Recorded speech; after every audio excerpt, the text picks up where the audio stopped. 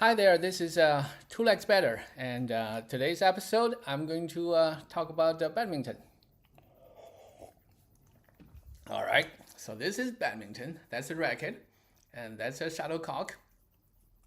And I explained the physics behind these shuttlecocks or birdie, whatever you call it, before. So I'm not going to go into details to that, but today I'm going to talk about how to what does it mean to grip the badminton racket the right way? And I'm going to use a lot of analogies and all kinds of things because there's so many confusion in the field.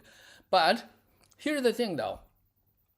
I said before that literally you can hit the shuttle any way you want. You can hold the badminton racket any way you want. But for different shots, there are different pros and cons of each grip. So hopefully I can explain it to you by sitting here instead of in the gym. But you see what I mean. It's doable. Okay. Now, first, I want to say that there are so many different racket sports there, right? And I'm going to show you. So this is racquetball, and remember that's it's different. If you played it, you know how it feels. It's kind of heavy, and you see the ball here. The ball is different too. So you see the size, and that's the ball there, and the racket size, and the heaviness of the racket, and that is different. Okay, and then there's the current favorite a lot of people, the racquetball. And you see how people holding that, and that's the racquetball, right? So, and if you haven't tried, just try it. It's different. You see, it moves differently because this thing it moves different from the pickleball. And then there's a tennis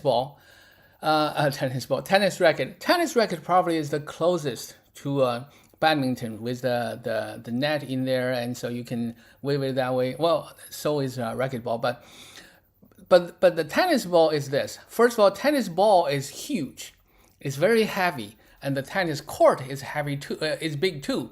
So, and the tennis racket is much heavier than the badminton racket. So, they are very, very different.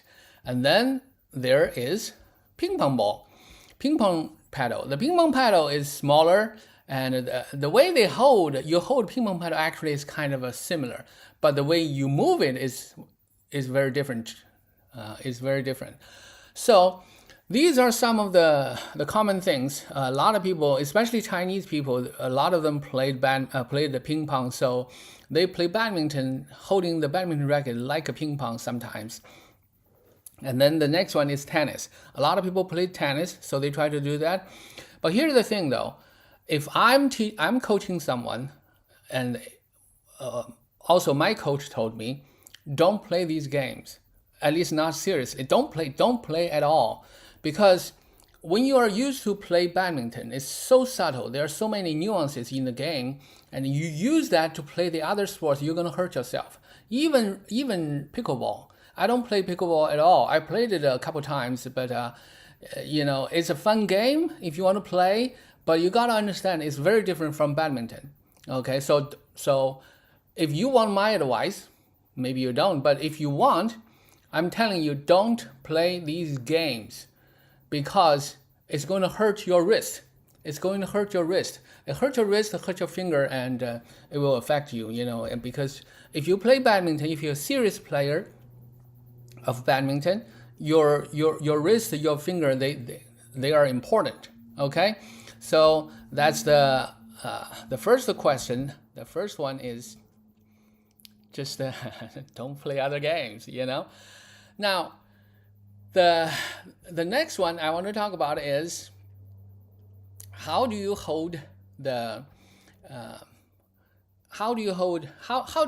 use the badminton racket to hit? Do you know anything about a fly bat?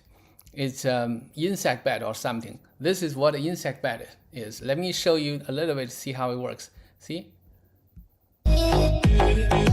See? You see that? So a lot of people use it that way. Why? Because it feels so natural. When the face is facing front, so when the shuttle comes, okay, let me get to the bigger screen. So you just do it. It seems natural, right? The shuttle comes, you just do that, and you can hit it. The thing is this, though. It looks very powerful if you do the fly bat or the insect bat. Okay, so if you play like a high forward, high clear or something, it looks really, really powerful, but it's very hard to control. It can easily go out of bounds. Now the thing is this, that's not my issue here, because if you can hit it effectively, what's wrong with it, right? The problem is you're gonna hurt yourself. Let me show you. So you hit the shuttlecock this way, right? When you do that, you see that the end of the racket, the badminton racket, is going to get to your wrist. It's going to hurt your wrist. Okay, so that's not the right way to do it. And also, you think about it. You do sideways. You hit sideways, backhand. They just don't work. So this is one thing that it doesn't work. So that's why this is definitely not the correct way to hold it. For some shots, it looks fancy. It's like I know somebody hold that to do the cross court in front of the net, and yeah, you can do that.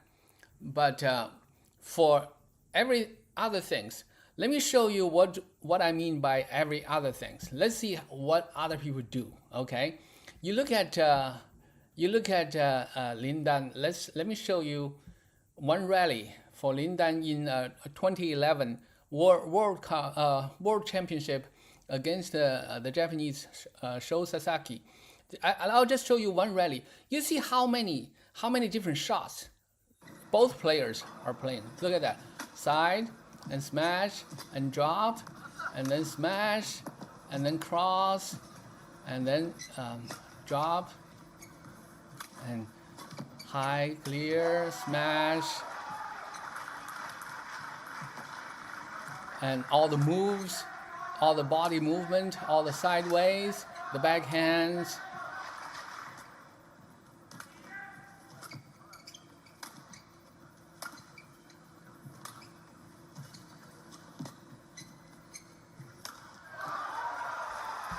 Okay, so if you don't hold it the right way, it's going to be very, very difficult. So what does it mean to hold it the right way? Now, one thing I want to focus on is, some people talk about hitting badminton like a whip. I want to show you the whip. Look at the whip, okay?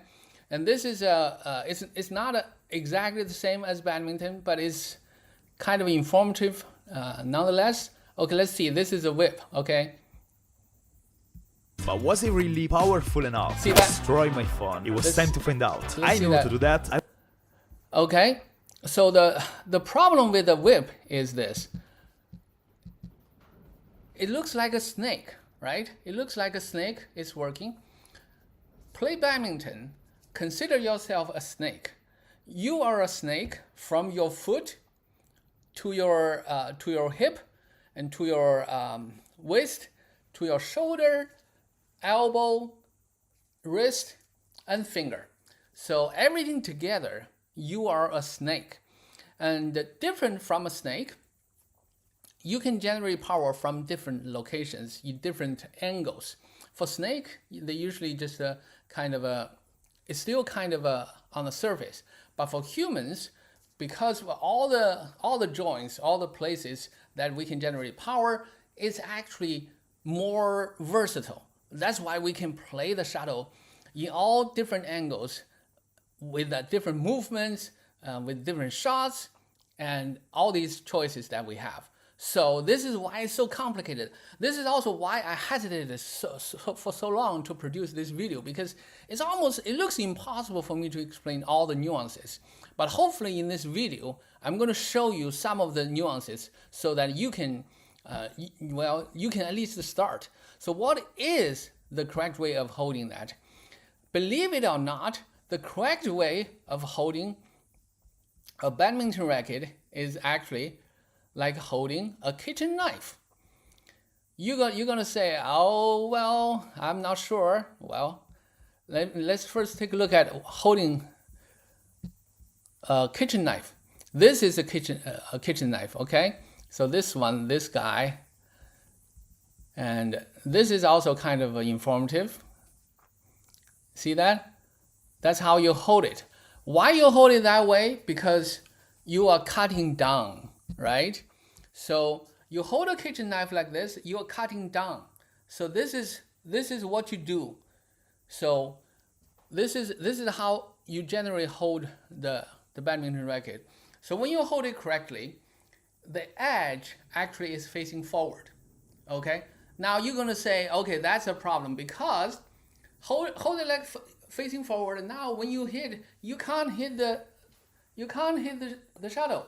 Well, you might use the side to hit the shuttle, but it's not going to be reliable, right? We are not using the whole face of the racket. Well, that's because this is not how we generate the power. We generate the power by turning the face of the racket to the side. So before we hit it, we turn the racket head. So that is the last step. Whatever you do, you raise you hit it at the last moment. You see that? So you flick that.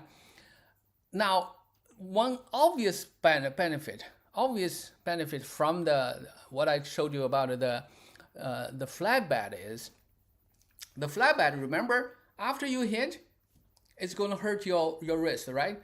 So, but if you turn it, you see that if you hold it like a knife and you do it this way, you see the tail end of your racket, it goes sideways. So it's not going to hurt your arm. But still, if you don't do it right, you can still hurt yourself. That's why you have other parts to go. So basically, now, the last part is you move the racket head. So when it's forehand, it's like this. So you have a loose grip, and at the last moment, you hold it tight. You hold it tight to drive it. That's the whip part coming in. That's how you do a whip. Okay? So, sorry. So that's how you do a whip. Now the thing is, at the same time, you see, you do a whip, and at the same time, you change it. So you rotate the racket head. That is how you hit. So you go forward like this, but then you turn this way, then you hit the racket. Now, then by the angle, you can hit it more, you can hit it less, and that will change the direction. That's the subtlety part.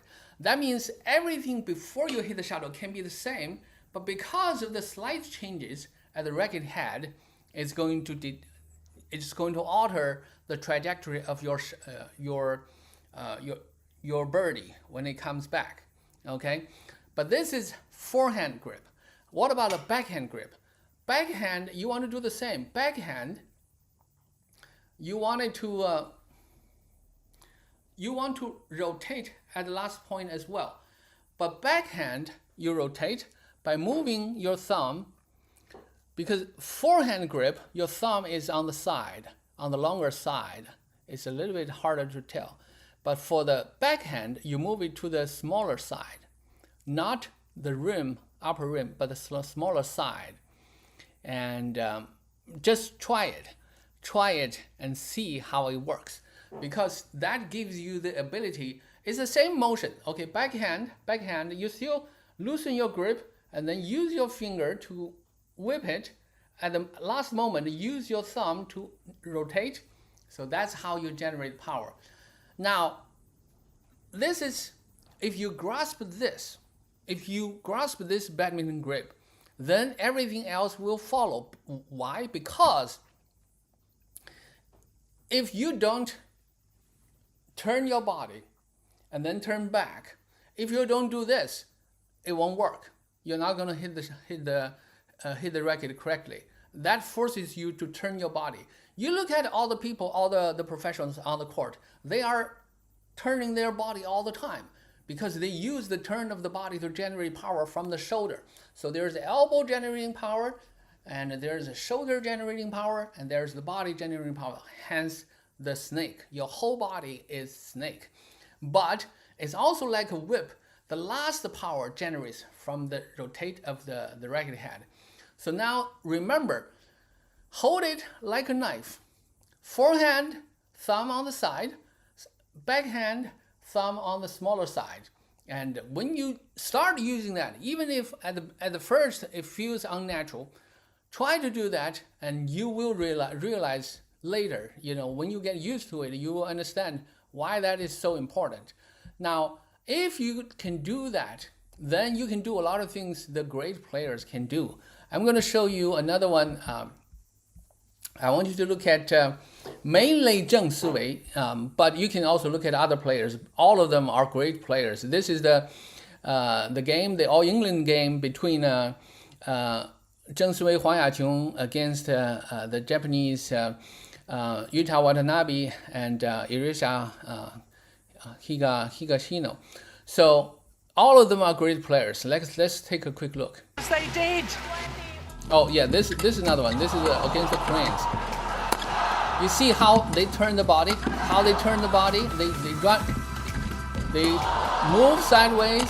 See how they turn the body? Yeah. Look at that. Good play. So I will continue to, in my future episodes, I'm going to talk about more nuances to these games, right? We talk about the CER2 framework, the choice, execution, and follow-up framework. But this is basically the idea. So for this video, I want you to try it. I know you are not convinced yet. You're going to say, oh yeah, well, whatever. If you come this long, remember to subscribe and come back, but also remember to grab a racket and then try the grip and see how it works. I know at first it's not going to work. It's not going to feel comfortable. Try it. After a little while, you will get to know what I mean by that. It will take a while. Ideally, you would have a coach. Okay, ideally, I would be a coach, But even without a coach, do it. Do it on your own, and I will show you more tips on how to practice your badminton shots in future episodes. Anyway, this is Two Legs Better from New Zealand, and so long.